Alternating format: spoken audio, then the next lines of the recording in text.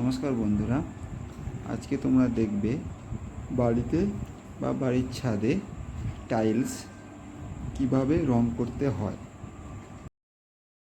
তো এখানে আমরা ব্যবহার করব Asian Paints Apex tile guard রং।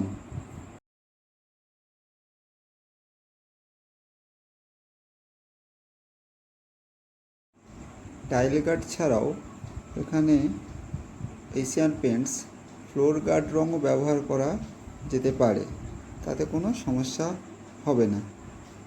তো অন্য কোম্পানির রঙ আছে, তো আমাদের যেটুকানি অভিজ্ঞতা আছে সেখান থেকে বলতে পারি এশিয়ান পেন্টসের রং কোয়ালিটিটাই বেটার হবে টাইল গার্ডের জন্য। তো এখানে রং করতে গেলে কোনো প্রাইমার অ্যাপ্লাই করতে লাগবে না, কারণ টাইল গার্ড অথবা অ্যাপেক্স ফ্লোর গার্ড ওখানে কোনো প্রাইমার অ্যাপ্লাই করতে হয় না, ডাইরেক্ট সারফেসের উপর রং 2 কোট লাগিয়ে দিলেই হবে। তো এখানে আমাদের ফার্স্ট কোটটা করা ছিল প্রথমেই, তো সেকেন্ড কোট একটা বন্ধু করছে।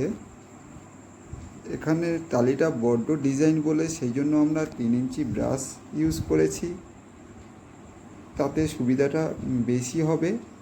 কালারটা আছে লাল, আপনারা অন্য অন্য কালারও পছন্দ করতে পারেন, তবে টাইল গার্ড কিংবা ফ্লোর গার্ডের কালার খুব বেশি হয় না।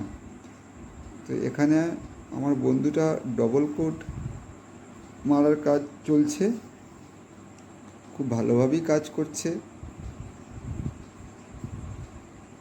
তো কালারটা যাতে খুব ভালোভাবে সব জায়গাতেই লেগে যায়, তো সেইটাকে খুব ভালোভাবেই দেখতে হবে।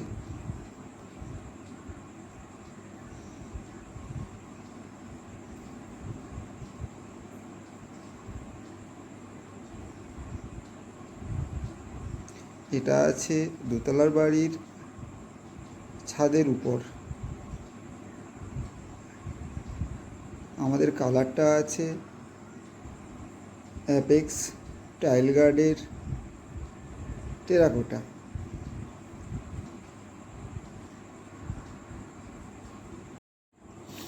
দেখো এখানটায় আমার এক বন্ধু ফার্স্ট কোটের কাজ করছে, তো ওখানে ফার্স্ট কোট অ্যাপ্লাই করছে।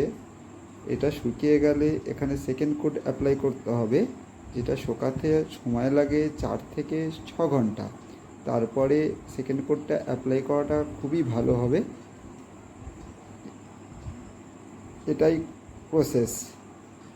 ধন্যবাদ বন্ধুরা, সবাই ভালো থাকবে।